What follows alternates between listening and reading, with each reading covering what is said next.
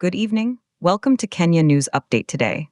I'm your host, and we begin with a story that connects global financial markets to local economic realities. Tonight, we're taking a deep dive into the Asia-Pacific markets, which are poised for a significant climb following what's being called an AI relief rally on Wall Street. This isn't just a story about numbers on a screen, it's about the flow of capital, investor confidence, and the interconnectedness of our modern economy. For the next 12 minutes, we'll unpack the data, explore the driving forces, and consider what this means for markets here in Kenya and across the African continent. We'll look at the key players, the specific gains, and the underlying technology fueling this surge. We'll also touch on a very different story of human-wildlife conflict in Cape Town, a reminder of the diverse challenges facing our world. But first, let's get into the numbers. The S&P ASX 200 in Australia climbed 0.76% in early trade. That's a solid, confident start. Futures for Hong Kong's Hang Seng Index pointed to a higher open, as did those for Japan's Nikkei 225. This positive momentum is a direct response to events in the United States. On Wall Street, shares of Advanced Micro Devices, or AMD, jumped a remarkable 8.8% after the company announced a multi-year deal with Meta Platforms. This deal is centered on artificial intelligence chips, signaling massive, long-term investment in AI infrastructure. The tech-heavy Nasdaq Composite rose 0.7%, while the broader S&P 500 gained 0.77%. The Dow Jones Industrial Average wasn't left behind, posting a gain of 1.04%. Even the VIX, the market's so-called fear gauge, fell by 2%, indicating a sharp drop in investor anxiety. This collective sigh of relief, this AI relief rally, is now rippling across the Pacific Ocean. To understand why, we need to define our terms. The Asia-Pacific region, often abbreviated as a PAC, is a major geopolitical and economic area adjoining the Western Pacific Ocean. It typically includes East Asia, Southeast Asia, and Oceania. In a wider context, it can encompass parts of South Asia and even the Americas Pacific coast.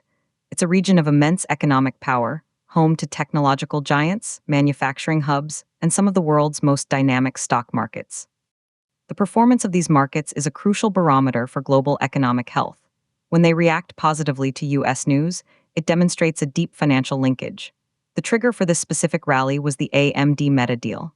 Meta, the parent company of Facebook, Instagram, and WhatsApp, is committing to use AMD's new MI300X accelerators in its data centers. This isn't a small purchase. It's a strategic partnership for the AI arms race.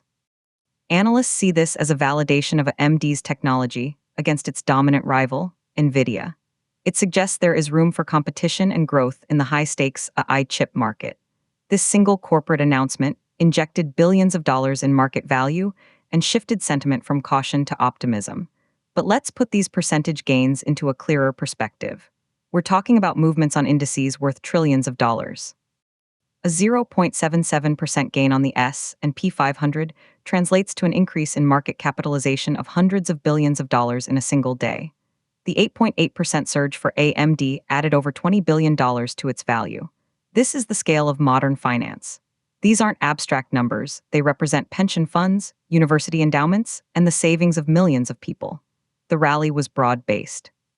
Beyond AMD, other chip makers and tech firms saw lifts. The Philadelphia Semiconductor Index, a key sector benchmark, rose significantly.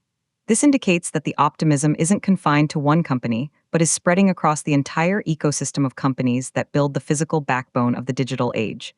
Investors are betting that AI is not a bubble but a fundamental shift, akin to the advent of the personal computer or the smartphone.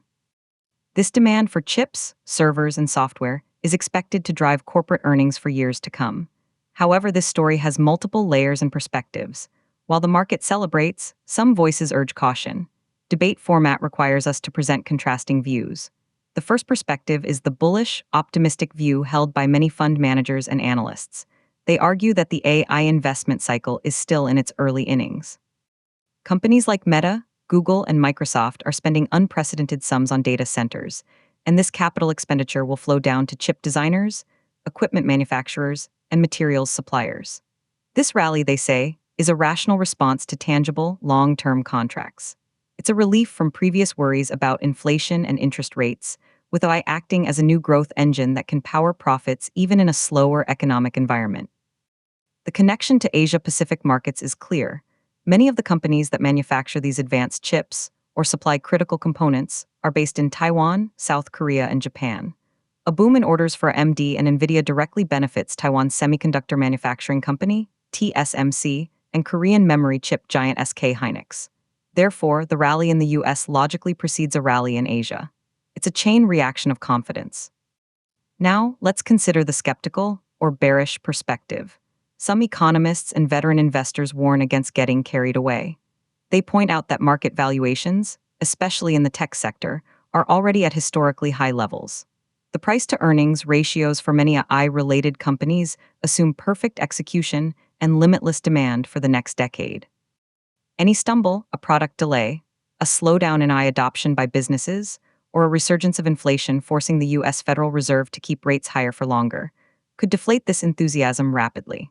They see the relief rally as potentially fleeting, a moment of excitement before the market confronts more stubborn economic realities like consumer debt, geopolitical tensions in the Middle East and Ukraine, and the ongoing property crisis in China. This second group argues that the 2% drop in the VIX is a sign of complacency, not confidence. From a Kenyan and broader African viewpoint, this global financial dance has real implications. African markets, including the Nairobi Securities Exchange, are increasingly correlated with global sentiment, though to a lesser degree. A strong global market improves the appetite for risk among international investors. It can make them more likely to consider emerging market opportunities.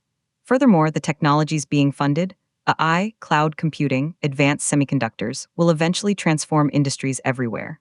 For Kenya's growing tech sector, known as the Silicon Savannah, a thriving global AI ecosystem means more potential partnerships, investment, and tools for local innovators. However, it also highlights a gap. The rally is concentrated in a handful of companies and regions that control the means of production for the 21st century's most critical technology. Africa largely consumes this technology, but does not yet manufacture it. This presents both a challenge and an opportunity for national industrial strategies. Now, let's shift continents entirely for a different kind of story, one that illustrates the complex, non-financial challenges of our time.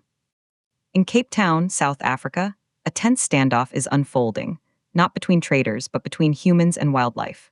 The city is grappling with a boom in its baboon population near the iconic Table Mountain. Troops of baboons are increasingly venturing into suburban areas like Dagama Park, jumping from roads to garden walls to roofs. For children playing in the streets, the animals are a source of delight, wariness, or casual familiarity. But for authorities and residents, they represent a significant problem, raiding bins, damaging property, and posing a potential safety risk. The core of the story is a fundamental disagreement on how to manage this conflict. The local authorities have traditionally used deterrence and, in some cases, lethal control to manage baboon numbers and keep them out of urban spaces. Their goal is public safety and the protection of private property. They argue that as urban areas expand into natural habitats, proactive management is necessary. However, animal rights activists strongly oppose this approach. They argue that lethal methods are cruel and ineffective in the long term. They advocate for non-lethal strategies, such as better waste management to remove food attractants, the use of paintball markers or noise devices to condition the baboons to avoid humans, and the protection of natural corridors. They believe the problem is one of human behavior, not baboon behavior. One activist was quoted as saying, regarding the attempt to simply chase or kill the baboons, "That's a losing battle." This standoff is a microcosm of a global issue, human-wildlife conflict.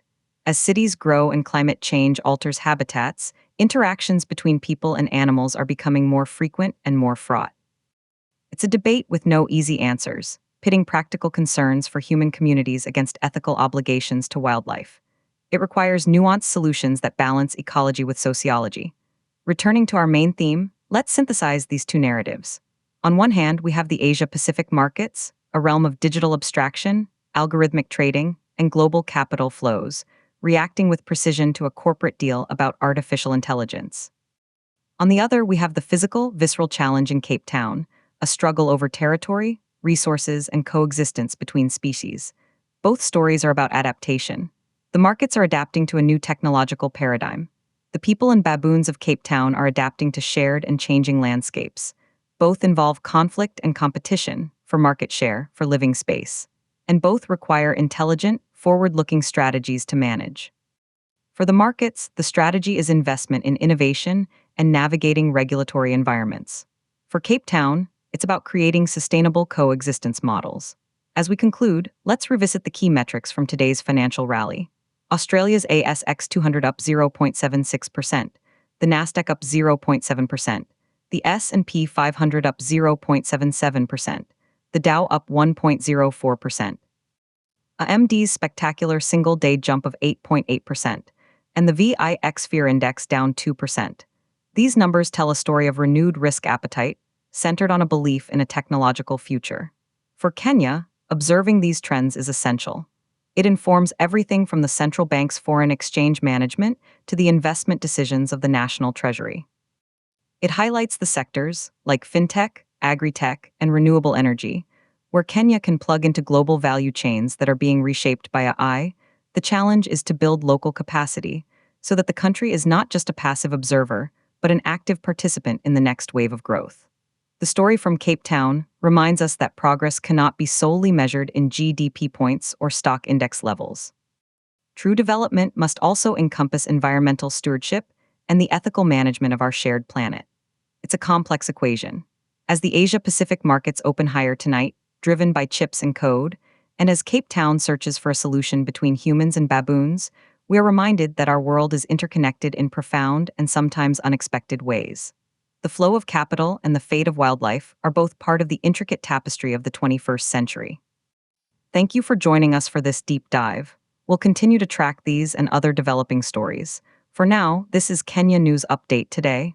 Subscribe to Kenya News Update Today.